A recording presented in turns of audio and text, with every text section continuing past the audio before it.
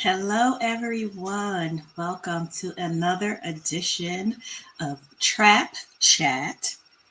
As you know, it is October, my favorite month, because it's not only Kirsteween, but it's also the anniversary of Trap Chat. Our theme this month is Harvest of Joy, celebrating personal and professional achievements and milestones. And I have a treat for you today. I am joined by an amazing person, Amanda Andere. She, her are her pronouns. She is a CEO of Funders Together to End Homelessness, a native of Reston, Virginia. And if you are from the Fairfax County area, where I currently live, you know her name, okay? In addition to being a CEO, she is also a wife, Mama Marcia's baby. She is of both Kenyan and Jamaican descent. So, hey, you know, there's some presidential vibes going on there. Maybe one day, 20 what? You know, I can't do math. So 20 something, she might be the next president of the United States. And she is a wonderful prayer partner of mine. She will always tell you um, what it is and how it is. And so now we're just going to jump into it. And as the person who came up with the very simple prayer that I still use very often, right mind, Mm, right words, right heart. And then yeah. we got to add on that flutter favor, which is about to come from my fantastic guest, Amanda. Thank you for coming. Oh, thank you for that introduction, and thank you for the reminder of that prayer. I often Mm-hmm. forget about that, and um, those prayers came at moments when you are at your highs and your lows, when you're Whew. experiencing joy and defeat, right? Right heart, right Yes. mind. Um, Flood of favor is the key. Yeah, Yes. Yes. yeah. I, when I didn't know what words to say, I would say that. So, Hmm. before we start having church, though, Yeah, right, right. We going there. we are. Hold on. Okay. Can you please share your career journey to CEO and racial justice leader? Sure. I wish I could say there was a starting point. I think there was seeds planted throughout my life that got me to this place. You mentioned my late mother, Marcia Indiri, who I lost almost 3 years ago. She is part of that journey because uh, growing up as the child of immigrants, both of my parents, but especially my mother, planted the seed in me around two things. One, that we were here in this country and had the good fortune because people created a village around us, supported us, and that we have the obligation and the duty to perform service above self. That we need to be a part of our community, and so I've always done work, whether that's through volunteering or professional endeavors, that were not just about me, but about the community that I wanted to see, the world that I wanted to see.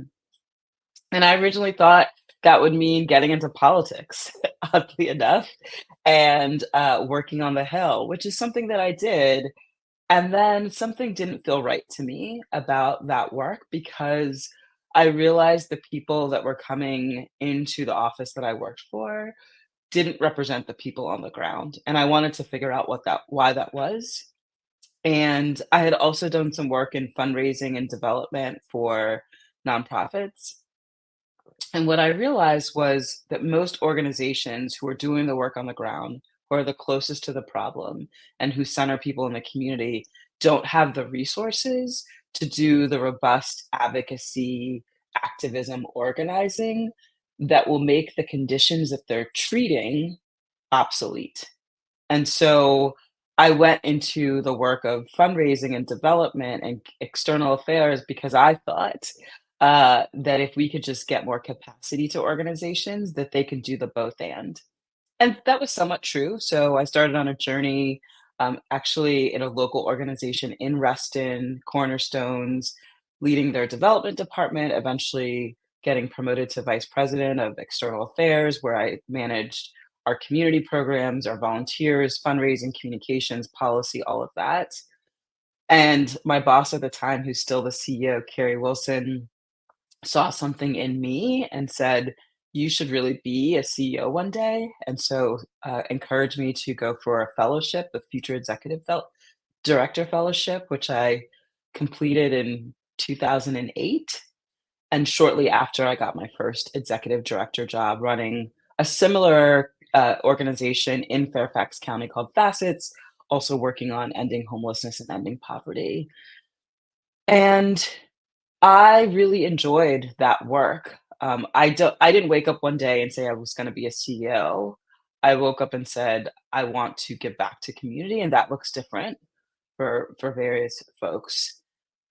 And my journey to the work that I'm doing now at the national level was part of being a leader, I think, is reflecting on what you do well and what brings you joy and what you can do but doesn't serve your purpose.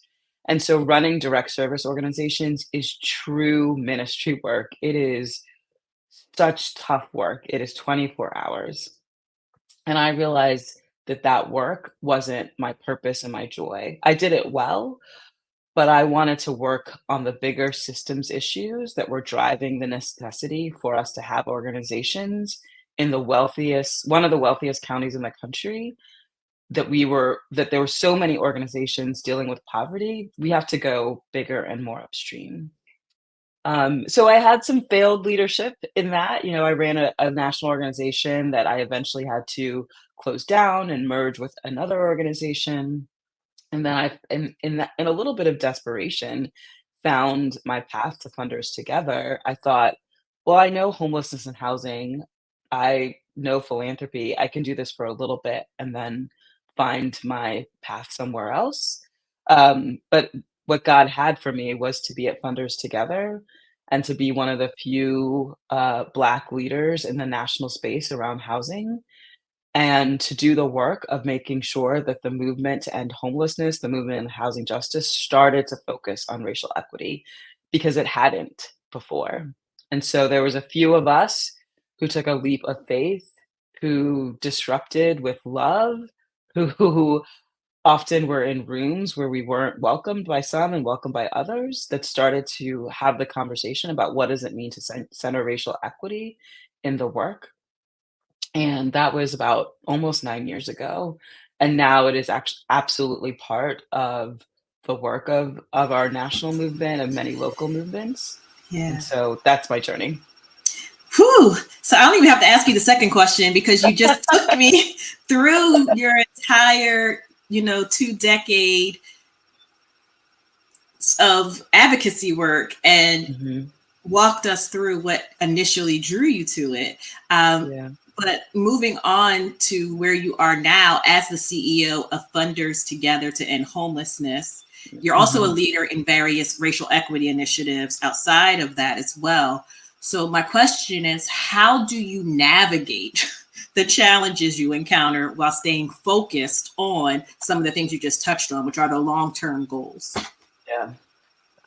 I think that's a great question, and it's changed throughout the years depending on, what's happening in the world. And the biggest thing that I have to remember is that just as my mom planted seeds for me, a lot of the time, our jobs as leaders in this long-term journey around justice and liberation is to plant seeds for the next generation. So understanding that we might not complete the work, we are the ones who start the work.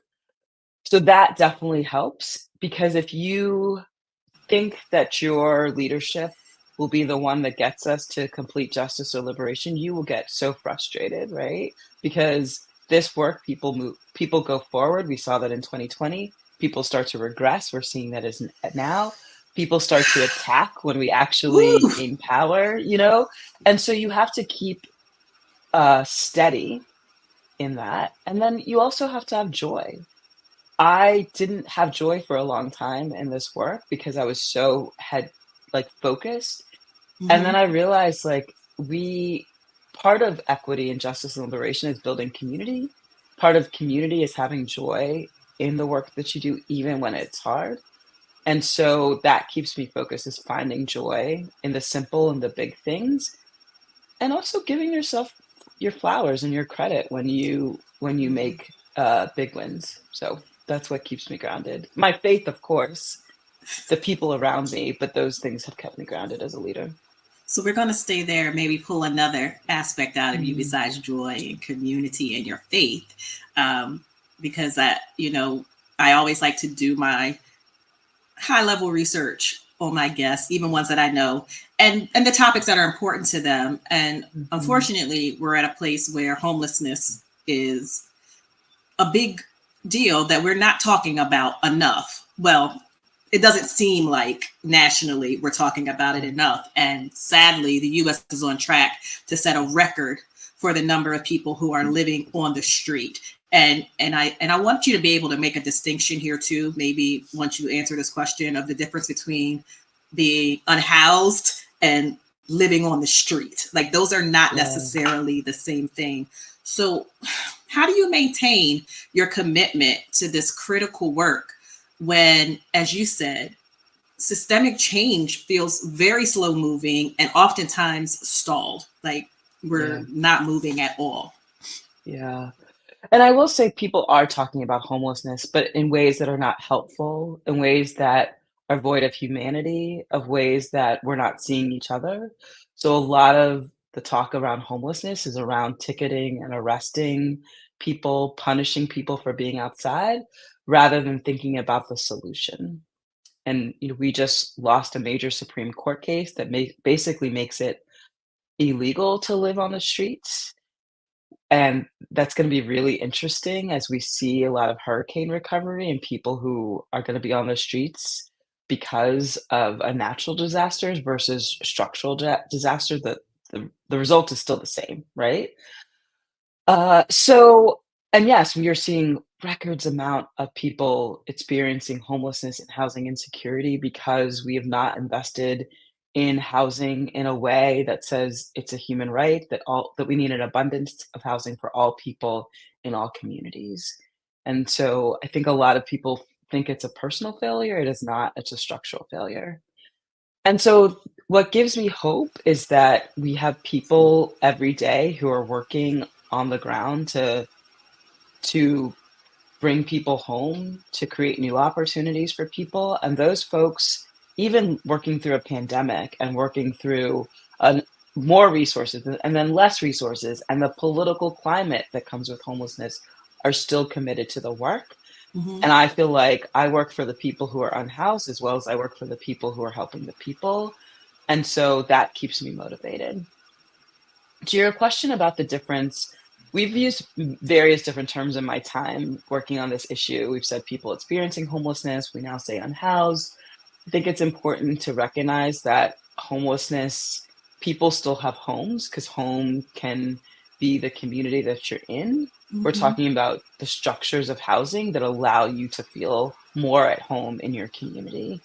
And so when people who are unhoused, or sometimes there are people who are literally on the streets, sometimes there are people who are in a shelter, sometimes there are people living in the car, sometimes there are people living in places that we would never deem acceptable for humans. Yeah. And so a lot of times we see when we talk about people who are unhoused are the people on the street, but that is just the tip of the iceberg of a major problem. And a lot of the homelessness that we see are are people that are in our everyday lives that are deeply housing insecure and go in and out of being unhoused. Yeah. Thank you for that. I appreciate it. It's a lot. It's a lot. It's a lot, and yet the thing that keeps me going is in our equity journey, in our movement, we've shifted to sharing, to giving up power to people with lived experience and lived expertise of being unhoused. Yeah. And for me, those are mostly younger people. I won't say young because a lot of them are like adults, but they're younger than me. And their energy and their commitment and their calling in and calling out and their joy Yeah.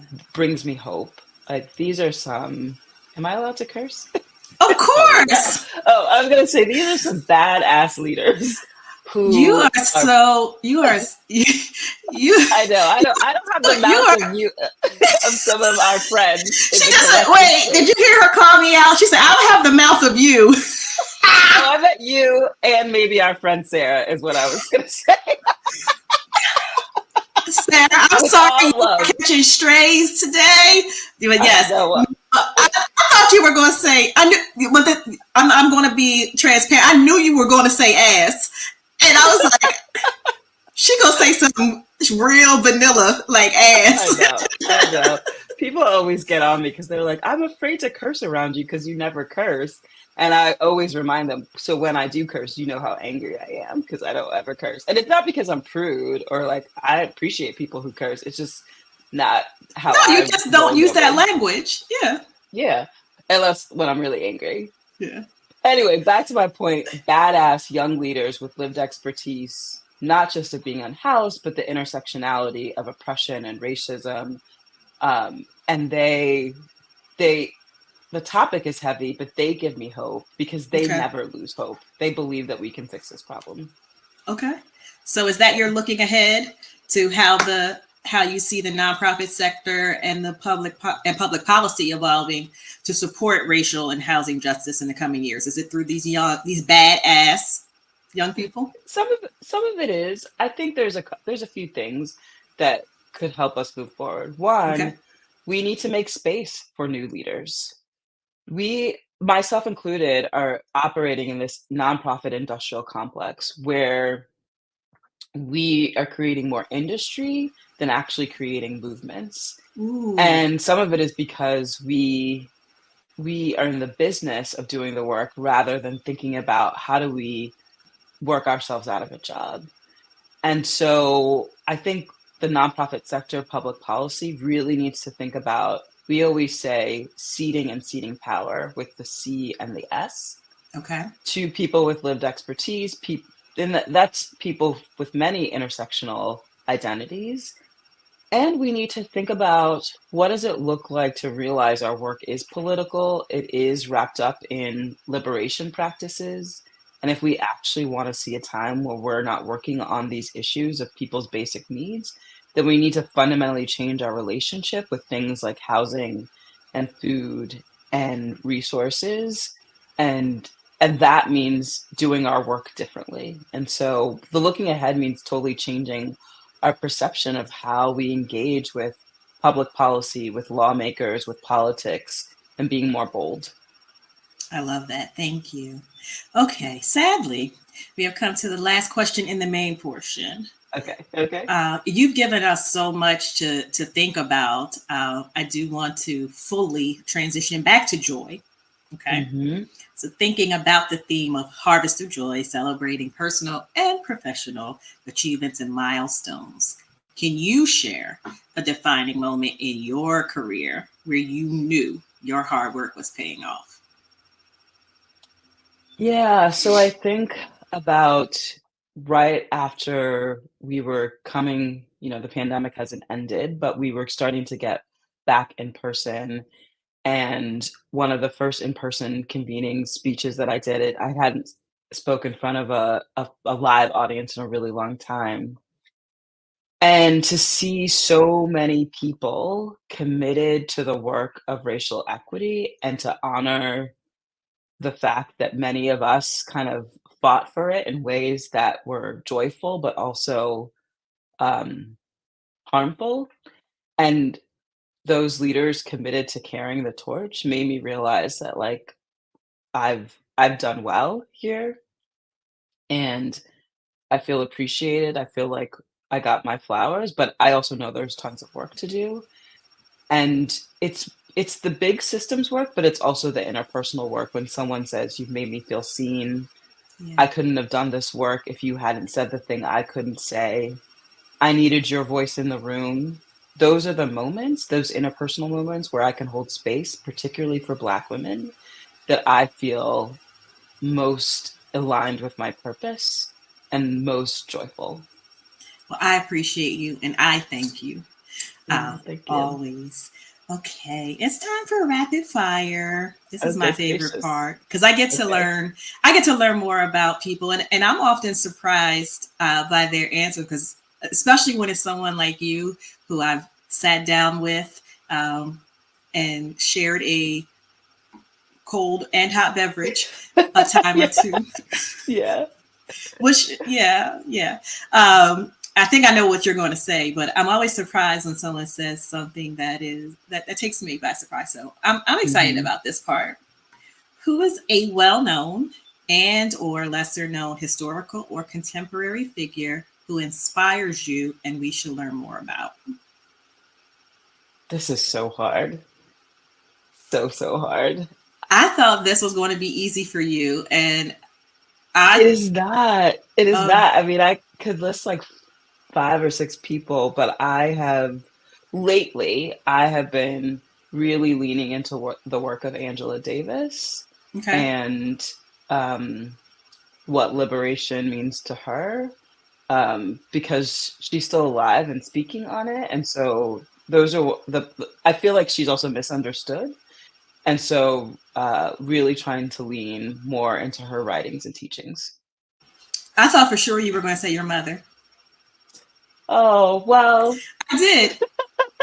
yeah, you said historical figure. Well, she's I historical said in my I life, said well known or or lesser lesser known, known. Yeah, historical or contemporary. that's true. That's true. You did. You did. Yeah. Yeah. Well, always the ancestors, right? I Yes. think we are always guided by our ancestors.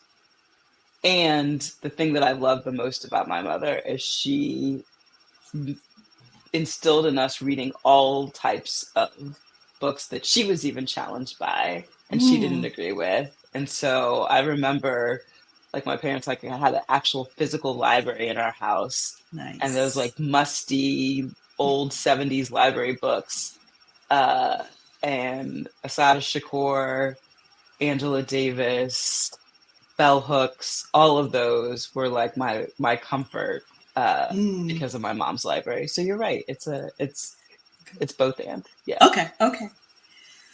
What fictional character gives you a glimpse of yourself? That's a really tough one. I don't read a lot of fiction. Okay.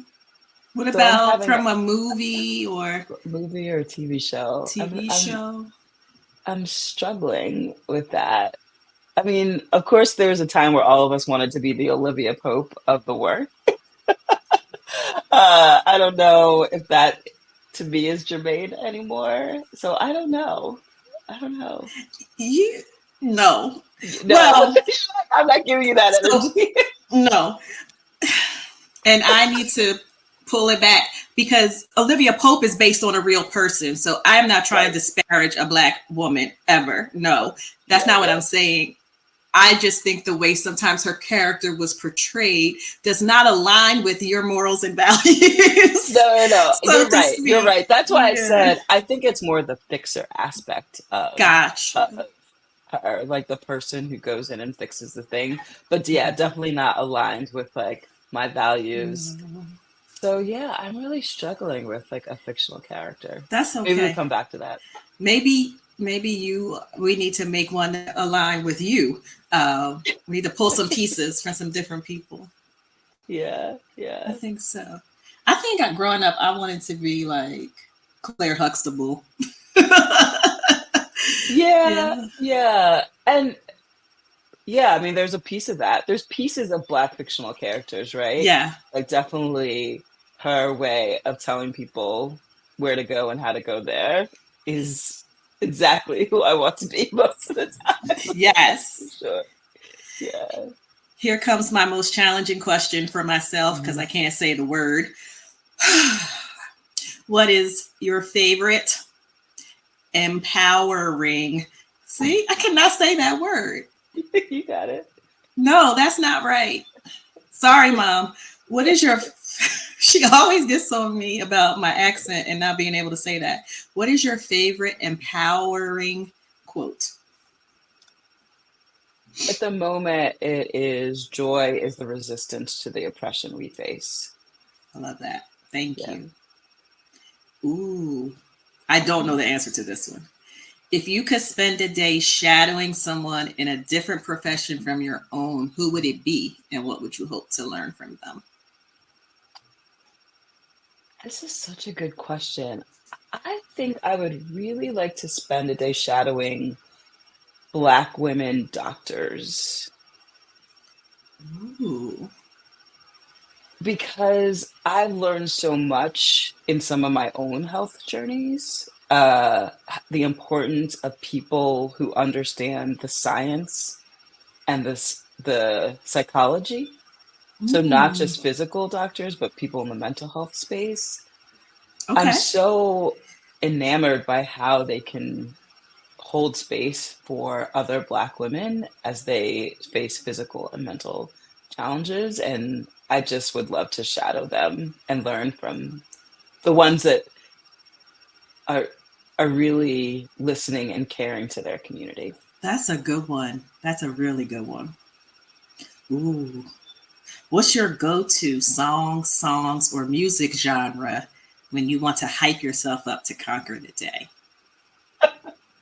In the morning, I'll start with gospel, of course. But in the middle of the day and the end of the day, when people have made me mad, it is always some type of like 90s rap. Okay. I have certain songs that I don't know if I can admit on here that like I Why really play when I'm not? really angry. It's called Trap Chat. I know, Like, I come know, I on. know. I'm ashamed to admit it, but yeah, but gospel when I'm looking for inspiration, Hmm. definitely. Comfort is anything Jill Scott or Janet Jackson. Ooh. So like those like just because it's a juxtaposition between like deep soulful work and like the like how do I say this? The pop soundtrack of my life, you know? Yeah. So those are the different ones. What's your entrance song? Ooh. So lately I've been doing and this sounds cliche because now the presidential candidate is doing, but I do often request Freedom Oh, by Beyonce. Uh and then Formation. But the one that's on the Homecoming track. really? Yeah. Mm-hmm. Yeah. Those are my Okay. two entrance songs. Uh-huh. Okay. I approve. I approve both. Ooh, what's the best piece of career advice you've received that you would give to your younger self or your early That, career self, I should say? yeah. That rest is not a reward, that we deserve rest. And if we Oh, I want, didn't know where that was going. I was like, rest isn't a reward, huh? yeah, that rest isn't a reward and that we should Deserve take it. rest. We deserve rest. We can't do justice if we're not well rested. And I used to think, oh, I'm going to work so hard and then earn rest. And Mm. so many people have, maybe not directly, but some directly have said to me, you've got to slow down and rest, Amanda, and hand the baton off and then pick it back up. And I wish my younger self would have seen that more clearly. Did you read Rest is Resistance? Do I pull Okay. out those cards every single day? Okay. Yes. Yes. Speaking of books, Hmm. when you write a book,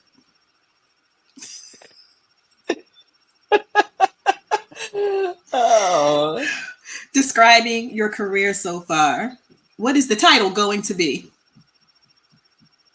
love and disruption. And we can Mhm. expect that spring I'm not the book. 2025. I'm not the book writer. It's I'm the written. speech giver. It's It's already written. Pull yeah. them, I don't pull know. those speeches together. Yeah. People Yeah. do it all the time. Yeah. Okay. Yeah. Maybe. Maybe. I'm gonna check Okay. back. You see Okay. how I put you on the spot. I know, right? You didn't say that in the written That's questions. not what this. It's okay. We talked about that. There may be some adjustments. There may be some, Absolutely. yeah. You So just roll with it. mhm, Yeah. exactly. All right. Okay. So before we get out of here, what are Hmm. you most looking forward to as the year ends, whether it's a personal goal, project, or initiative, professional milestone, or an exciting opportunity? Well, speaking of rest, I am going to be taking sabbatical starting in December through mid-March. We just developed our sabbatical policy, and I'm the second one at my organization to take it. And Oh, I'm absolutely terrified and absolutely excited at the same time. So I've taken breaks from work, but a lot of those breaks were to grieve, to care give. And not that I'm over grieving, but this is the time that I this is going to be real, no checking into work, kind of really? completely off the grid for 3.5 months. And it's Nice. coming up soon, and I'm so excited about it. Are you going to travel and I hope so. As you know, I travel a lot for work already, and so I think I want to nest a little bit and be okay. home. And then I do want to spend some time in Jamaica. I have a friend who just moved to New Zealand, and I want to visit Oh, her. So it's going to be a mix of both. And yeah, so that I'm looking forward to it. Uh, as wild as the world is, I want to be grounded and find some peace in those months. I love it. I love it. Oh, Yeah. where can people go to follow your work? So you can go to funderstogether.org if you want to learn more about housing justice. I tend to use Instagram more these days and LinkedIn to post up about various things. So Right. Amanda Masico is my Instagram handle, or Amanda Andere on LinkedIn. I'm not on Twitter X as much anymore, but occasionally Amanda Andere on Twitter. Yeah, those are the places you can go to follow our work. All right. Well, thank you so much for giving some of your time. I'm excited about your sabbatical. I hope Yeah, that I can check your Instagram and see you doing some wonderful things that have nothing to do with work, but that you're just yeah, enjoying. And I hope you buy a lot of purses during that time, because I know that's one of your favorite things is to yeah, collect yeah. I love purses. I'm handbags. more into jewelry nowadays, but Oh, yeah, yeah. But I will do a purse. But okay. yeah, All right. yeah, Well, yeah. I'll be looking forward to the jewelry too. Uh, Okay. and thanks all of you for watching another edition of Trap Chat. We are going to be continuing with our Harvest of Joy series. We have one more episode of celebrating personal and professional achievements and milestones. And then in November, we're sticking with Harvest of Joy, and we're going to give some thanks. All November, December, of course, will be about ending the year, the holiday season. We'll probably bring back the recruiter show. So, thanks everyone for joining us, and I will see you next time. Bye bye.